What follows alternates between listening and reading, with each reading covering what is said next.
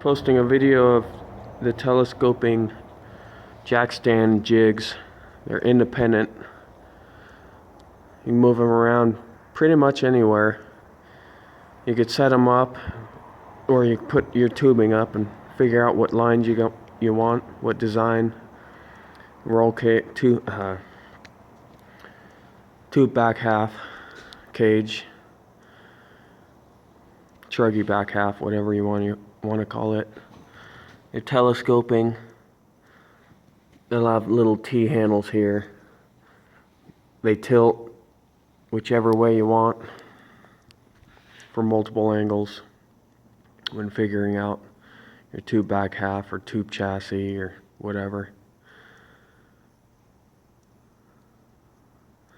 There it is. I'll be posting more and more videos of this project. 1-ton Ranger on a 98 Explorer frame 5.0, built 5.0, 270, 280 horse, pretty cool combo, C6 auto.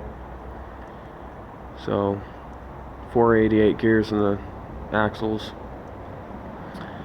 So yeah, I'll be doing more tips and tricks, more videos for you guys. So